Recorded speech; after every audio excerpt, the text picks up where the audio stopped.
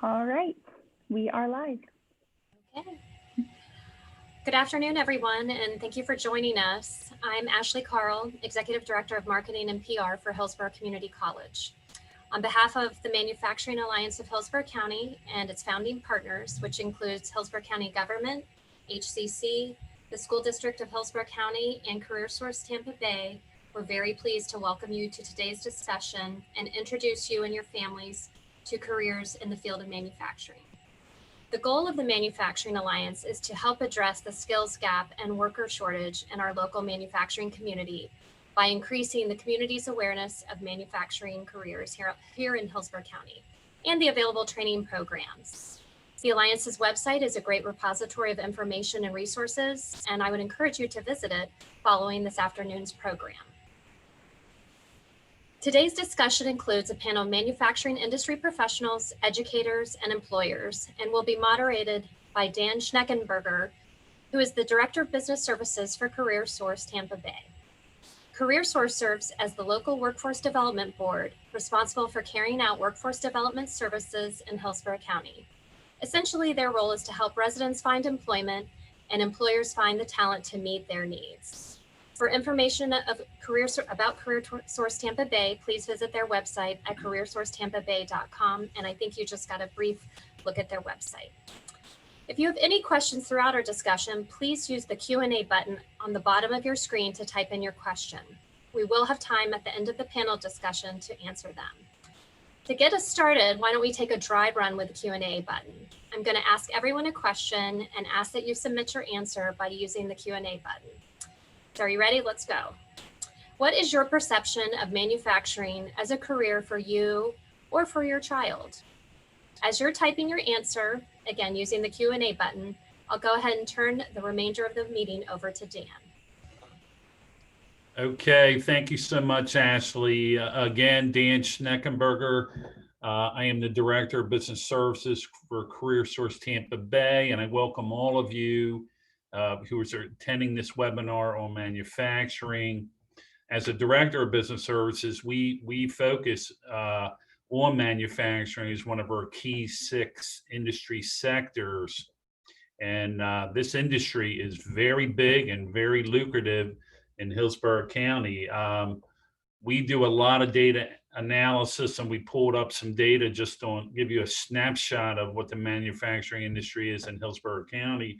Currently, there are almost 30,000 jobs in Hillsborough County manufacturing right now. The average salary is $76,000. So very big, and they return close to $3 billion of economic impact just to this county.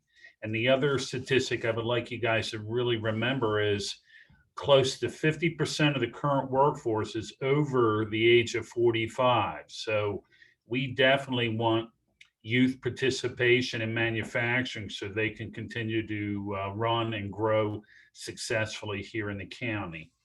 So we have 3 great speakers for you today, and I'm going to do some very brief introductions, and we'll turn it over to the first speaker. Jeremy Monette is Supervisor of Career and Technical Education for Hillsborough County Public Schools. He oversees information technology and engineering courses in the district and maintains partnerships with universities and local industries, including us as the Workforce Development Board for Hillsborough County. He's a passionate educator and an ardent proponent of equitable access for all learners to 21st century learning, resources, and skills. Our second speaker will be Mr. Logan Harry, who is the Welding Program Manager for Hillsborough Community College. Logan has built up the welding program over the past few years by expanding classroom student sizes and adding much needed fabrication and advanced welding processes. He is working on starting an advanced welding program to begin in the fall of 2021, if approved by the state, and continue to build a base of training to feed our local manufacturing and welding market here in Tampa Bay. And our third speaker is Ray Lagpakan, who is Director of Human Resources at Advanced Air Force Components located in Gibsonton. He is new to Florida, having joined AAC last May. But Ray has over 30 years of human resources experience in the heavy-duty truck manufacturing, aerospace and defense, and most recently, automotive component manufacturing. He's also worked at an international airport overseas. At AAC, he and his staff are responsible for supporting production staff and providing quality HR services so they can be productive in their work. He is a member of the leadership team. While there are many aspects of HR, he believes the most critical objective is ensuring AAC has the right talent to operate the business today and for the future success of the business. So those are our three speakers, and I'm going to turn it over to Jeremy to kick us off.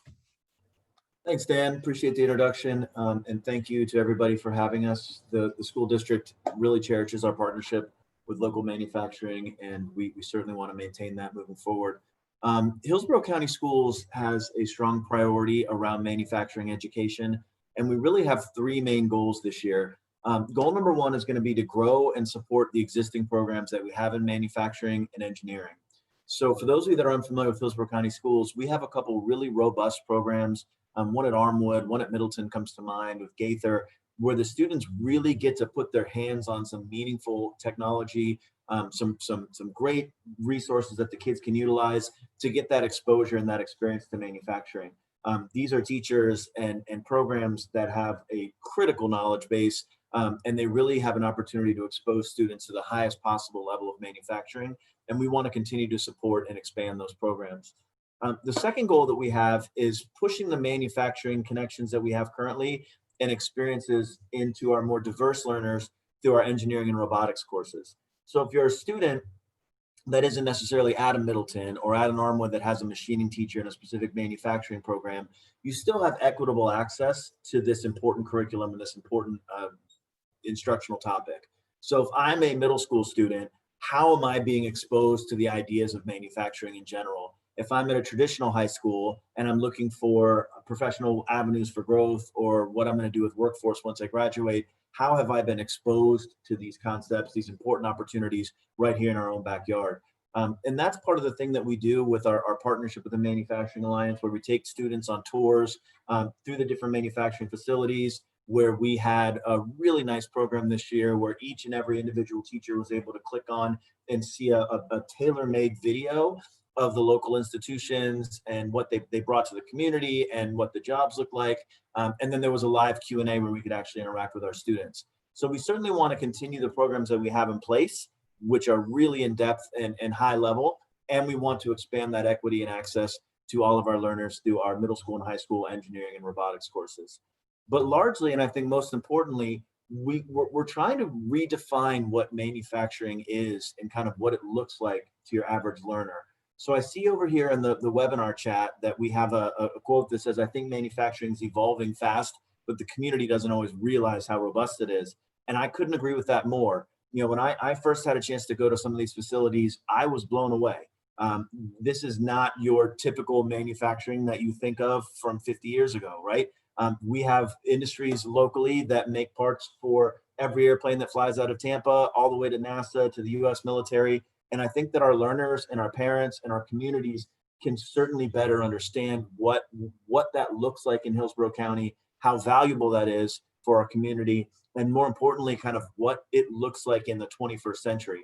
So if I do my job well this year, and I know our teachers are on board, we're really excited to continue to support the programs that we have that are targeted and tailor-made to manufacturing. We're excited about growing those programs and expanding them, about giving equity and access in all schools of all socioeconomic classes to this important curriculum, and on generally giving them a better backdrop of what modern manufacturing looks like.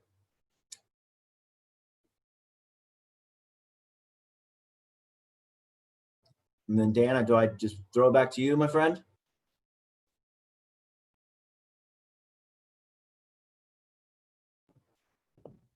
All right, we're unmuted. Thank you so much, Jeremy. Is there any, maybe a quick comment on how COVID has affected your ability to do some of the programs that make it students more involved in, at least exposure to manufacturing and maybe how that may evolve as the school year goes on?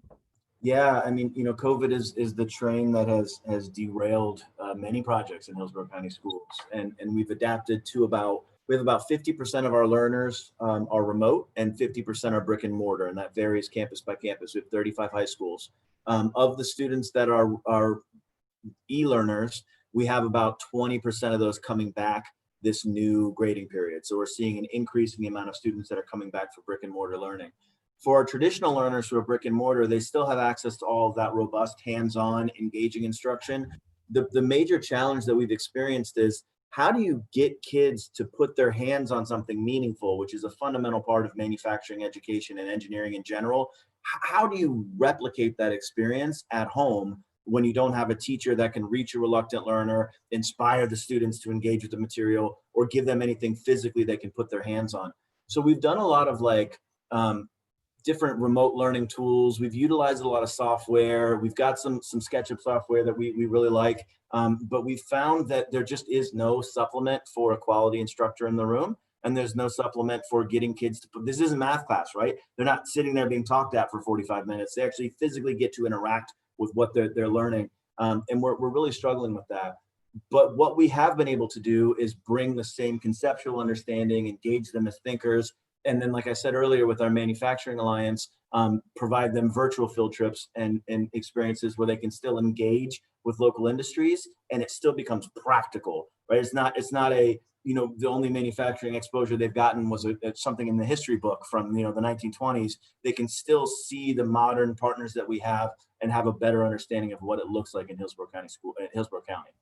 Sure. And I know some members of the Alliance and some of the manufacturing clients at Career Source Tampa Bay typically do tours of the high schools. They come in and engage juniors and seniors and basically tell them about their operation and what could potentially be available to them. I know a lot of those had to be canceled due to COVID. So again, for everybody on the meeting, this is one of our outreach attempts during manufacturing month, which is typically October every year. So this is kind of an initiative that we wanted to do and get some outreach further to really parents and students and maybe don't know much about the career and want to move forward. One comment for you, Jeremy, I have in the Q&A, and maybe you can answer it. Manufacturing seems very interesting, but it's not something I know a lot about as a parent who is interested in it. Yeah, I mean, I think that is a common, I think that's a common concern, and that's why we're trying to address that by bringing that knowledge and understanding to our students. So along the lines of, what does it mean? What does it look like? What are the opportunities? That's our job as a school district, to help the students and the families better understand those. And get a better understanding of not just what does it look like, but what does it look like now? I have 3 boys, and I would be proud if they went into the manufacturing fields. It's a different type of vocation than it was, a while ago. So I think that exact question is why we have the outreach and the mission that we do have, to bring in important modules and instruction around this topic, and hopefully educate the community by educating the children. Mm-hmm. Okay. All right, Jeremy, thank you so much. We're going to pivot now to Mr. Logan, Mr. Logan Henry of Hillsborough Community College. So Logan Harry, excuse me, I mispronounced your name. Logan Harry of Hillsborough Community College, and you're our next panelist. Thank you. Thank you, Dan. I would say that our role in manufacturing is pretty wide. We try to teach just manufacturing style welding, high production value, mainly the things that a student needs to learn so they can grasp the job at a starter base. Our program here is 11 months long. We teach the basic processes of welding at its most basic form, give them the fundamentals, the math, basic blueprints and weld symbols, and then we teach them how to fabricate, as well as more advanced fitting and math processes that they probably won't get from just walking off the street. A lot of people that we get in this post-secondary environment are usually either kids right out of high school who already have some engagement with technology and manufacturing, and their high school had a program and they want to now expand on that and grow that manufacturing into welding. We're trying to grow our program here to kind of encompass a little more manufacturing style fabrication to help out our local job market. We have a very large advisory board of about 30 to 40 companies, and we're constantly trying to grow that to get more input on what manufacturing processes we can try to help with our student base. We're currently in the process of adding an advanced welding program, and the real difference between what our basic core class is, which is you can come off the street, not know how to read a tape measure, be a high school graduate, or come out of any other walk of life. You could have been a banker for 20 years and now you're retired from that, and now you want to try some welding and get into manufacturing. And we can teach you that basic fundamental and then kind of get into the manufacturing side. And then if that really interests you, you can go out and get a job. And then hopefully this advanced class kind of can help you reach that benchmark of the skill set you really want to do with your advanced skills, such as pipe welding. We're going to do some submerged arc welding, some flux core and MIG welding on pipe, which is becoming very popular. Hopefully get into some robotic welding, which is just blowing up in our area. Those things like that are really going to help us stay on the leading edge of manufacturing in the future. Some of the things that I think will really grow in the next 5 years in our area is going to be manufacturing for welding. There's lots of high-rise buildings going up in downtown. We have new roadways being built. All those things are going to need high-end manufacturing and welders to fill those needs. The AWS states there's 425,000 welding jobs that'll need to be filled by 2024. So I don't think I can fill those types of numbers, but we're going to try our best to give them as many as we can. So I think that that's pretty exciting that here in our local area, the need for welders and manufacturing is just continuing to grow, and the job market's going to continue to be better and better and better for our graduates. I think some of the other things that I'm looking over here at the question board, and some people have a perception that there's a lot of opportunity in manufacturing, but they don't think it's a good career for everyone. I would say that there is a career in manufacturing for everyone. You just have to know your strengths, and you won't know until you try different things. There's so many different facets of manufacturing and fabrication and welding that you can go through. And I think you could find a fit for everybody. You know, some people that maybe don't want to get on the hands dirty side, they may be the best designer and can go into CAD manufacturing or do design work at a computer base. And those things are all in part of manufacturing. I think that that's kind of left out of the loop. Some people all think that, oh, you're going to be a sweaty construction worker. Well, you can be that as well, but everything goes hand in hand. You have to have a design concept before you can go out there and swing the hammer and build it.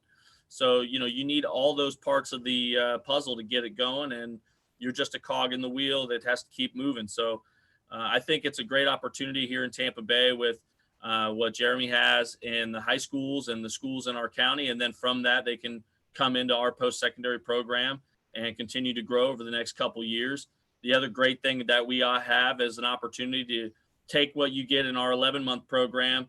You'll get 30 college credits. You can take it to our credit side and then continue on an industrial management program. You take your basic classes and you can earn an AS degree in industrial management. And then that can just propel you to go to a 4-year school, continue on in your career in construction management or industrial manufacturing, things like that. I think we're on a good stepping stone to get you there. And Logan, just to follow up on that, you're exactly right about welders. There's a big need in the trades, construction, the transportation sectors.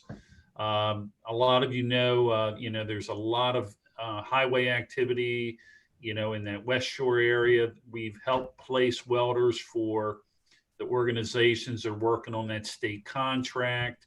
But if you're, any of the mechanical contracting or steel fabrication and construction, always are looking for good welders. So there's multiple ways you can move and take this career and get into it. From your standpoint in your program, Logan, how is your your placement from your class, or and with your cadre of employers, your advisory board? Are they getting immediate job offers? Or are you placing them pretty well? What's your feedback on that? I would say we are currently around an 80% job market placement. I would say normally without COVID, we have a very large job fair at the end of every school year. We normally have 17 to 25 different companies show up, and that's only because I can't fit any more than that in our building, to be honest. But we have a large scale. So we usually do that at the end of the year. Because of COVID last year, we had to kind of do a Zoom meeting where we would record a company's highlights, what the jobs are that they have offering, and then we'd sit our students down and kind of show them these videos, ask questions, and then record those questions back to those different companies and send them back, and then students could apply via the internet to those companies. So it was a little more different this year because of COVID. We had to make some changes, but we still had a lot of placement. In my opinion, we could get more placement for our students, but some of our students aren't looking for the job placement. It's more of a hobby skill. They might have came in here to learn things like that. A lot of people enjoy welding just as an artistic ability. So I would say that that's probably the reason our numbers aren't higher than 80% on our job placement, but there's tons of work in the area. A lot of our students, what they're seeing is companies want them young, right out of school, so that they can continue to teach them, the things that they're going to need to know. Just because you came here for our 1-year program, there's still going to be a vast amount of knowledge you're going to need to learn once you leave here to hone your abilities and skills based on the job you actually earn. So once you get that job, you're going to have to learn the skills that allow you to do that job on a daily basis. And I think you can do that by coming here, getting your fundamentals, and then going on from there. All right. Thank you, Logan. Any comment I would add is Career Source Tampa Bay offers on-the-job training contracts to all employers, and we currently have 2 employers that are looking for welders. So if you have any kind of base background or mechanical aptitude, we presumably can get you connected with a training program with a company that will utilize that particular talent, or it could just develop into a more, general manufacturing role. So that's also an avenue to be able to move into this industry as well. But thank you so much, Larry, or Larry, I keep messing up your name, Logan Harry. So thank you so much. Anyway, we'll move next to Ray from Advanced Airfoil, and he's an employer. He's going to talk about some of the exciting things that are going on in his operation. Thank you. Thank you, Dan. So good afternoon, everybody. I was asked to talk a little bit about our business and employment opportunities and the outlook. And so I prepared some points just to make sure I stay on track. But just to start off, Advanced Airfoil Components is a joint venture of Chromaloy, which is a gas turbine supplier, and Siemens Corporation, which is a global engineering technology leader. We manufacture blades and vanes for turbine engines that are used in the power industry. So like the power plant that's just west of us here, possibly might have some more parts there. We began our operations here at Advanced Airfoils in October of 2018. Our first shipment of parts occurred in March of 2019. Our only customer at this time is Siemens. This joint venture was created primarily to make sure that Siemens had the parts it needs to make sure that it could produce the turbine engines that power plants across the world. Our parts go to Germany, England, Sweden, Canada, and the factory here in Orlando. So we're located at Gibson at the intersection of Highway 41 and Big Bend Road. We're in a 210,000 square feet industrial building that doesn't look like a manufacturing plant at all. But when you come into our building, there is a foundry and a casting operation in there. We provide our employees a clean and healthy environment. There are some areas that are dustier because we do have to work with some silica and warmer environments where we're putting parts into an oven and a furnace so they can be casted. But to the point earlier about what a factory looks like, we're definitely not the Henry Ford or assembly plant that you might have seen from the old days. Our plant is very clean, very organized, full of automation as well as well lit. So we operate under the premise that we're all adults. we treat each other at an adult level, and we respect each other, and we hold each other accountable as a team. So unlike other companies, our company hasn't been affected by COVID. In fact, our tagline is, we help keep the lights on. And that's because our parts go to power plants, again, that generate power for utilities across the world. So unlike other companies, we are still in a growth mode from the startup mode that we were before 2 years ago. We're still investing in new equipment, and we're still looking for areas to rearrange our plant to make room for the growth. I think I was asked earlier what excites me about manufacturing, and I've been in the business for many years. What I like about it is that you get to see something built, right, from its basic components to the final product, whether it's a casting or whether it's an airplane that goes from the small part to the full airplane that takes off. I moved to the Tampa area because this job is exciting to me because it is unique. It is a startup operation. It's 2 years into the operation, but we still have areas where we're growing, we're learning, and we're still trying to build up our efficiency as we're still really just ramping up still. We started with a handful of employees, and we're now at 200 employees. Over the next year, I'm to hire 64 more employees. So we're going to add to our facility. And within 3 years, we're going to almost double our facility to a population of about 275 employees. That's on the current growth plan. Of course, that may change, but that's our current plan. So what am I looking for? I'm looking for manufacturing associates. We're looking for maintenance technicians, non-destructive test quality technicians, warehouse operators, wastewater handlers, and product engineers. So a wide variety of skill sets. We do have staff for finance, HR, supply chain procurement. We don't have any openings right now for those, but those are the kind of jobs that are available in manufacturing. For manufacturing positions, ideally, we want somebody with some experience, right? Especially casting. Casting is a unique industry. So of course, when somebody's looking who has casting experience, we try to hire them. But manufacturing experience is also handy. But if somebody doesn't have manufacturing experience, we do have opportunities here where we'll train individuals. In fact, a story I'd like to tell is about 3 months ago, we're ramping up for the year-end volume, and we were looking for some folks from different levels of experience. And there were 2 brothers that interviewed with us. Both of them really had not had a full-time job. They didn't even work at fast food areas. And the reason for that is because their father had actually employed them during the summer months, working in his garage. And what they did was the heavy duty work. They changed the tires, they changed the oil, they helped deconstruct an engine, right? And then reconstruct it. So they were really hard workers. And we interviewed them, our supervisors interviewed them. They were very pleased with their attitude. And I think that's what it was that I think is important for people entering the workplace is kind of a can-do attitude, willing to learn. And of course, in our industry, it helps to have some mechanical experience and skills.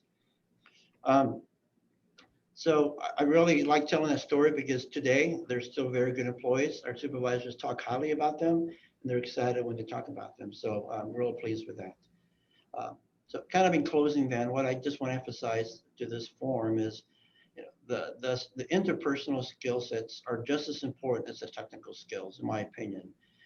We can teach people how to assemble parts and pieces, but to me, what really differentiates a good employee and a really productive employee are the great interpersonal skills. It's so critical.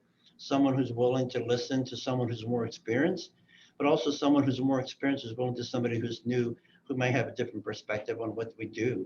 That's so important that we're all open to that. Obviously, getting along with each other means don't get involved in all this hearsay talk, but it's staying productive and exercising good communication skills. That takes maturity, in my opinion. It's knowing when to speak up, knowing when to kind of hold back some of those opinions, because it's important for us that employees have a workplace that they can feel comfortable working in, and they're well respected by others. So we had a good year last year. We did celebrate, and we had a celebration COVID style with lunch boxes for all of our employees. Not the usual buffet kind of celebration or sit down dinner, but we had an excellent year. And so we're proud to be part of the organization here and be associated with HCC and looking forward to more of that partnership going forward. Dan, back to you. All right. Okay. Thank you, Ray, and I really appreciate your update on the tremendous future growth there at Advanced Airfoils. One takeaway for our audience should be that we didn't necessarily know this coming into COVID, but manufacturing has done very well and maintained employment in many, not just AAF, but many other employers working with Career Source Tampa Bay are adding workforce as well, particularly the ones that were involved in healthcare manufacturing, be it ventilators or masks or things of that nature. They actually had to ramp up quickly late March and April to meet the need around the country. So they've all done very well, and it should be something to think about as your kids are maybe looking at a career post high school. What are the industries that look pretty stable that they can grow in career? And I will tell you, manufacturing is one of the industries where you can move up the ladder. You can get an entry-level job, and based on, like Ray said, the soft skills, the work ethic, and your ability to grow and learn, you can move up and get different jobs, better paying jobs, even in fields that you didn't even start looking at when you first joined a company. So, as I said early on, the average salary in manufacturing is $76,000. So there are folks making above that. There are folks making below that, but it all is based on experience and growing within this industry and maybe even a particular company. So we have a few questions that I'll pose to the whole panel. And I love this first one because we hear it a lot. So I'll pose it. What are some of the traits or attributes that maybe we as parents can identify in our kids that would lead us to think manufacturing could be a good career educational path for them? So why don't we start with Jeremy on that one? Yeah, I think we heard that earlier in Ray's section and maybe a little bit in Logan's as well. You need some curiosity. You need the ability to kind of think on the fly and change. And you need the ability for a lot of our programs to work with your hands. So if somebody has the intellectual curiosity to explore this, and it's something that they want to adapt to, that's a great skill set for us to put them in those classes. So basically, if they're interested in it, curious about it, good with their hands and want to do something engaging. Agree. We have jobs here that are very fine work. There are other jobs that are heavier, larger pieces. So you still have to put pieces together. But really, it's that ability to look of a piece as one part of a puzzle, and then build that puzzle as you go along. Okay. Logan, you want to add anything to that question? I think a lot of the students I see come out of high school and maybe college, they're just not ready for that college aspect or the formal college setting. And some of those strong attributes that Jeremy and Ray are talking about are definitely important. If you have a child who maybe is a heavy video game player and not so much a studier, they have probably good hand and eye coordination. They have good timing and technical abilities. Those things can be turned into a manufacturing skill set. I think a lot of times people take for granted some of the things that we probably look at our children and go, stop doing that. That's annoying. Those type of small attributes may be the thing that they do in their career after the fact in a manufacturing style career choice, a trade of some kind. Because a lot of this stuff is very technical and it's continuing to grow. The technology is getting quicker and faster every day. And if they can see the tech side and the working with your hand side, it can interest them in a way that maybe college will not.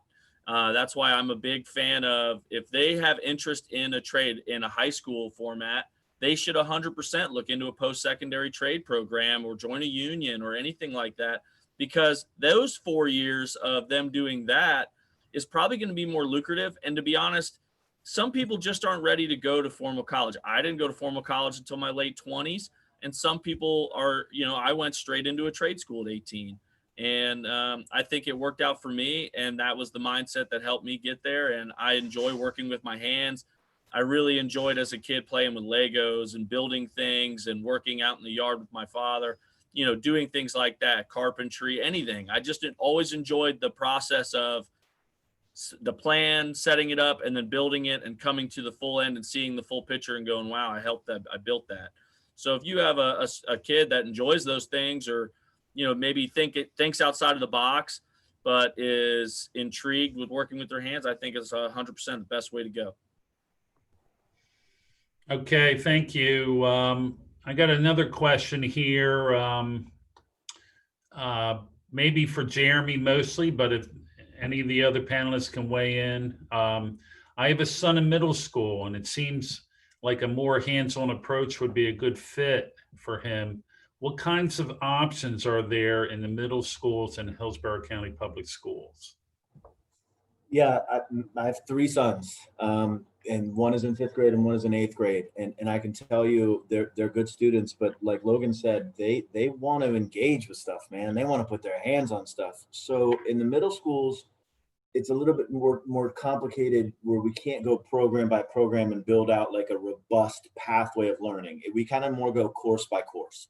So the hope and dream would be, depending on what school your son or daughter is at, that they would have an opportunity to take one of our production tech or robotics classes that are built, again, to what Logan said. We just get the Lego robots and the Vex robots in the hands of kids, and we give them competitions, and they build and program and code these robots. So it'll kind of start off with, we put a water bottle on the floor. Here's how you scratch code on your laptops. Here's your Lego robot. Put it together. Who can get the robot to move all the way up to the bottle and touch it without knocking it over? And then you make it into a competition, and then you grow from there. We have student organizations like First Lego League and TSA, the Technology Student Association, where they do amazing engineering activities and manufacturing activities as competitions around the district. And I'm going to brag for a second, because Middleton High School just placed 3rd in the state, and Turner Bartels Middle School just placed 2nd in the state. So we were really proud of them. They're doing really exciting. And that's statewide and a virtual conference. And they bring the kids in and they put them to work. They do like this whole scenario where you pick a planet and it's got the terraform, it looks like this, and this is the climate, and they have to design a whole space station and sketch it out 3D, and then they have to build something that goes with it. It's really exciting stuff. If it's okay with you, I'm going to put a link in the side over in the chat. This takes you to our magnet page for the school district. There's a choice and a magnet expo that's coming up next week. It'll be a similar format to this, but you'll be able to kind of pop room to room. So if you're not at a middle school that has the program like that, where your middle school son or daughter can engage with this important curriculum, there are certainly magnet schools like Williams and Walker that have it. It just, we try to be as equitable as possible, but some schools get more. So in Middleton, Middleton has 3 pieces of machining equipment that are over $50,000 a piece. We just bought them a full color 3D printer that is astounding, like it's industrial grade. So we can't replicate that like we have at Armwood across every campus, or our welding programs that we're seeing real success with. So I recommend you check out that magnet expo, see if there are any schools that can bring your kids in. And if you're not able to shift them to a different school, at least have them seek out where the cool kids are hanging out, over in the career tech ed classes, in the robotics classes, the engineering classes, the IT classes. That's where we're going to be able to put their hands on things and really get them engaged in that type of learning. I'd like to add to what Jeremy just said. HCC is also involved with the First Lego League, so I would encourage that. And then we also host some great summer camps, robotic summer camps. I believe Mosey does as well. So, I would encourage you to utilize your summers to really sort of let them dip their toes into the water and see if they like it. Mm-hmm. Agreed. Okay, thank you. And Ms. Davis, the link is up. I think you can see it, and it'll give you exposure to the magnet programs that are currently available as you post that question. But I think it's an excellent question. Next one come up, pretty wide-based. Is there anything that students can do before applying for these opportunities to get themselves ready for joining classes or employment?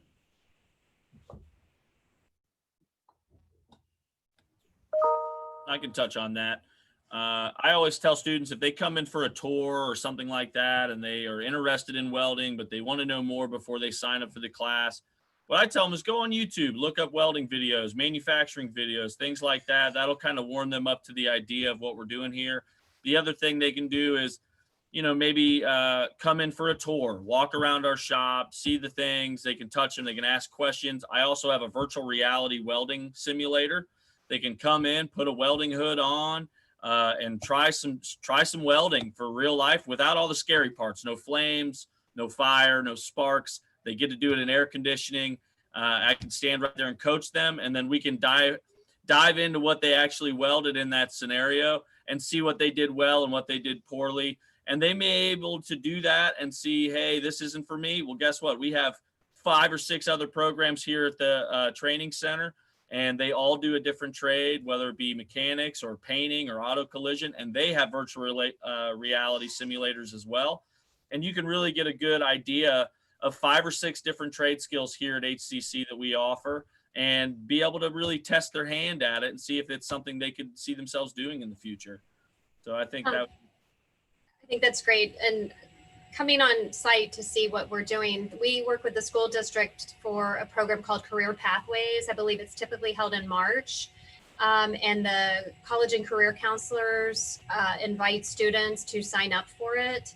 I don't know what it's going to look like yet this year, but that's a great way for them to see sort of all of these type of technical programs and, be on site and, get a little primer as to what careers look like in those fields. Jeremy, Ray, you got any comments on that question?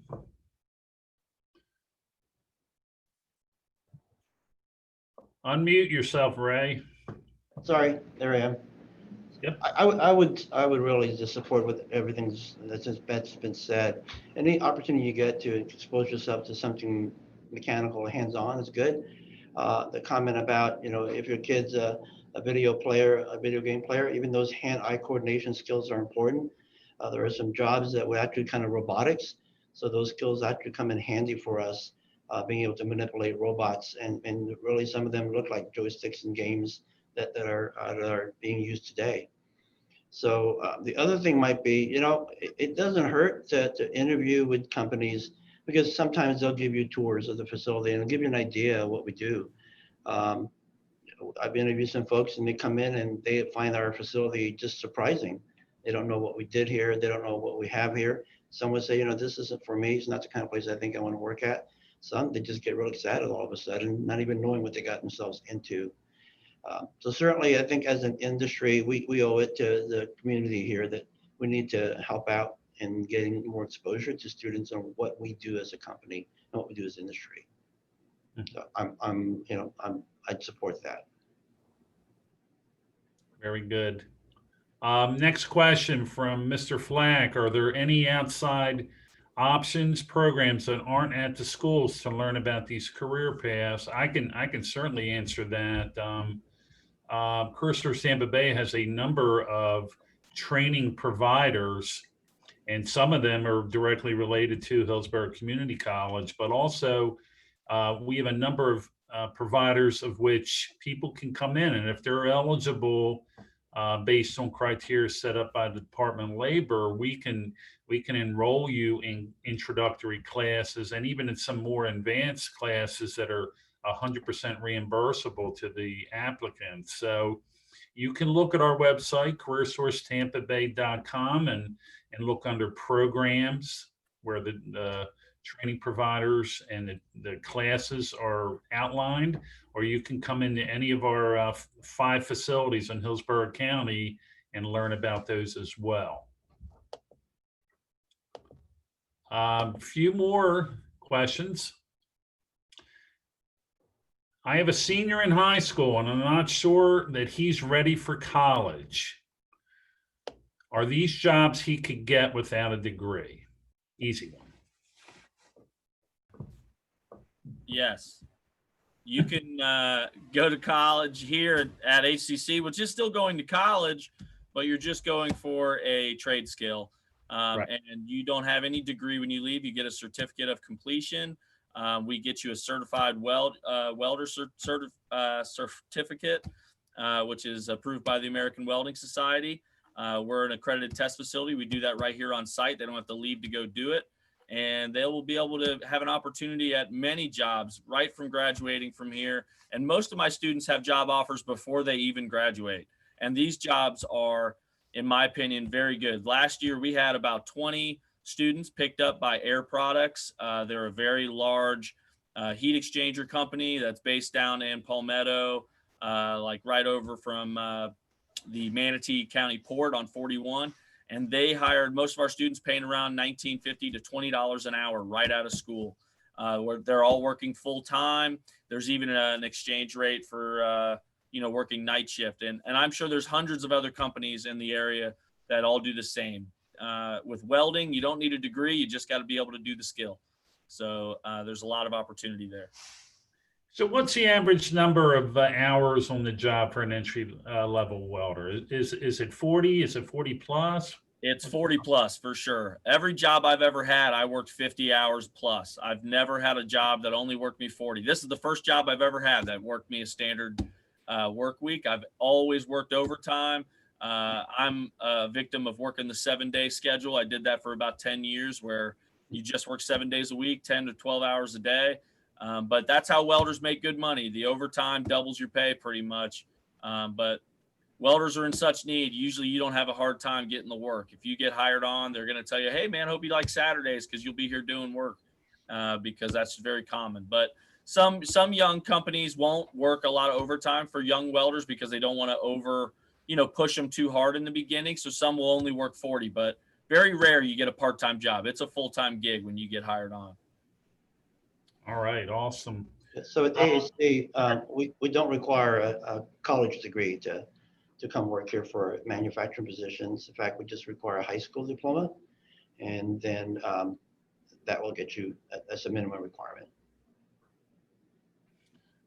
Okay, next question. My daughter loves robotics and anything STEM related. Would one of these programs be a good fit for her in high school? 1,000,000% yes. No doubt about that. I mean, we're seeing our number one robotics team in the whole district right now is an all girls team, and that's not by design. That's because they can't find any boys. Like we're really seeing an increase in females, and what we see is when we get 1 or 2 that are successful in a program, then you end up getting more 5, 6, 7, and then they end up more comfortable because they can visualize themselves there. So yes, 100%. It's not just for smelly boys anymore. I promise you that. Okay. Thank you, Jeremy. I'm looking to see if we have anything else. I know there's one question about internship opportunities. I know from the Career Source Tampa Bay perspective, I'm going to reiterate, take a look at all the offerings we have for short-term trainings, on-the-job trainings that are very similar to what you would perceive as an internship. And we certainly can assist you to take a look at manufacturing as an entry-level career and be able to get placed at an employer. Is there anything internship related, Logan, that you guys offer, either scholarships or kind of related aid that folks might want to know about for your program?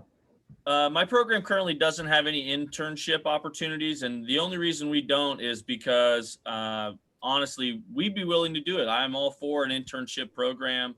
The hardship that comes with it is once that company gets a little taste of what we got, they want them all the time. They don't want to give them back. So we've had some hardships with that. So I try to just train, and it's only 11-month long program. So a lot of times what we can do is we'll have the companies come in and actually walk around our shop, watch these students weld, ask them questions, things that they may be interested in. And then that way they can kind of build a rapport with the HR manager and the welding supervisor who we have come in and kind of come in and check on them and see what their skill set is. And from there, it kind of branches out. Now, sometimes we'll have, I wouldn't call it an internship, but a part-time job that they'll work around their school hours and then get that student already hired into their company so that when they do graduate, they can bump them right into a full-time position. It doesn't happen for every student. but it definitely happens for some. We always have some students who, they're chomping at the bit to get a job 2 months into the program. 2 months in, they're going, you got any part-time work I can get or any companies looking? And we do. We have companies who call us all the time and say, hey, I need 2 guys who can do this type of work. Or someone else will call and, hey, do you have any people who can handle this? And we'll say, yes, we have a young lady that can do that. Touching on what Jeremy said, we have some females in our welding program that'll just knock the socks off of most of everybody else. I'm a firm believer that women are better welders than men. I've seen a lot of female welders in the industry. They're just more precise. They take their time. Their ego doesn't get in the way. They just do the job so much better than a lot of the men in the industry do. Not to say there's not some great guys out there. There are, but I would love to have a full class of female welders. The more females we can get in the welding, the better. It's very low in the welding industry, about 2% only in the entire industry of welding. And I think that number is soar. It needs to grow. We need to get 40, 50% of the workforce being females. I just think things would be built better. We'd have a stronger source of education for them. I think females kind of maybe push this idea away. And the girls that we do have in our programs, they are immediately picked up. Jobs want them. They want them on their job sites. They want them in their shops. And they know the same thing I do, that they are going to be patient. They're going to take their time. They're going to do good quality work. So I think that's another ad that some people maybe push this manufacturing type job away for their daughters or for their sisters or their mothers. It's a great career path for anybody. Sure. And one statistic I didn't mention earlier, the current manufacturing workforce is 61% male. So I will tell you from those employers, everybody's looking to diversify their workforce. So young ladies that want to get into manufacturing, you're correct. They will be snatched up immediately by companies looking for talent. What we're going to do, if I could just jump in real quick, we're going to questions. I'm seeing some questions that have some permanence. So we'll make sure that those are permanently on the Manufacturing Alliance website, which you can see behind most of our shoulders. So, make sure maidehillsborough.org, you check it out. It's got the training programs and things like that. I know I saw a question about the high schools, what high schools offer training programs in manufacturing. And then I'm seeing something about a tour. So we'll make sure that all of these answers are reflected on our website. Okay, thank you. One quick question, and then we'll conclude with some closing remarks. Let's see. This is for Mr. Harry. Do you have to be a graduate to come take a tour with Mr. Harry's program, or is there any age limit at all? Restrictions? You got to be 17, I believe, is the age limit. You do not have to have a high school diploma. You can come right off the street with no prior education. We will try to get you a GED or a high school equivalency before you graduate. Almost every year, I have about 2 or 3 students that will need that. We also have tutoring available if they have reading disabilities or any sort of things they maybe are a little behind on. We do require a 9th grade reading level and grading level by the time they graduate. And we manage to get them there. The other big thing that we do is say you're 25, you dropped out of high school, you don't have a GED, you've been struggling to find good full-time work. We're going to work with you. We're going to help you get that skill set back up to par with your general education as well as with your trade knowledge. And then you'll be able to graduate from our program with both, hopefully, with a high school equivalency and now your certificate of completion here at HCC and be a graduate from our program. So no, you don't have to be a graduate to come take a tour. And you don't have to be a graduate to come and join our program. All right. Thank you so much. So I think that concludes both on time and the amount of questions that I've seen. For our panelists, do you have any final comments for our audience today? And I did have a thought after one of the other questions about education, and that is, our company offers a tuition reimbursement or educational assistance program as well. So for the person asking the question about, do I need a college degree to enter these positions, Many companies do like we do, which is people start in as an entry level, but because of educational opportunities and assistance, they find their way up, if you will, and also find their way into other areas that they may not have initially even thought about being in. So I would also look at that as potentials when talking to employers about the opportunities. Good. Excellent point. Jeremy, any final thoughts? No, just thank you, Dan, and Career Source. Thank you to the fellow panelists. We always appreciate an opportunity to come talk about the exciting things happening in the schools, and look forward to working with you as much as possible in the future.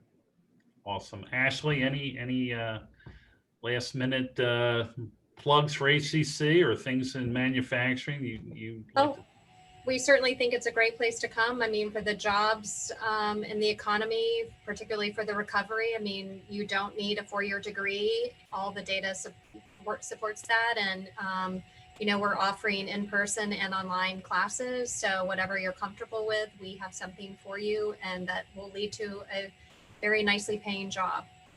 So check out our website. All right. Thank you, Ashley. Logan, any final thoughts? Come check us out. Come see what we got. You'll be impressed, and you'll want to come and take the course. I promise that. Definitely want to hang out with Logan. He's a great instructor. Thank you. Right. Well, first I want to thank Think Creative. That's the marketing wing for the Hillsborough Manufacturing Alliance that put this program together. So thank you, all of you, for inviting us to be panelists, and thank all of you for attending this forum on manufacturing. We need you. We need your kids involved. We need you involved, and we certainly want to make sure we're continuing to let people know how good of industry this is and how well needed it is right in our own backyard. So thank you again. Thank you, panelists, and this concludes our presentation. Thank you. Thank you. Thank you.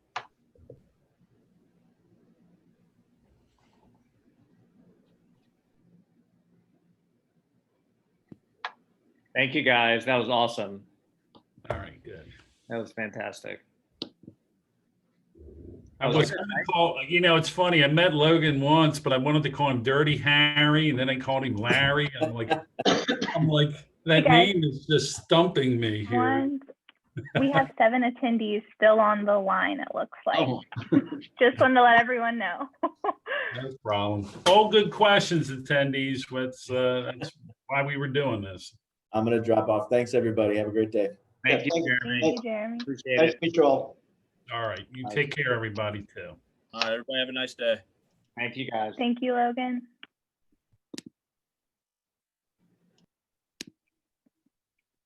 Mark, have you seen that Spider-Man meme where it's like 2 Spider-Mans like pointing at each other? No. No. That's us right now because they're both Manufacturing Alliance of Hillsborough County. Is that what it is?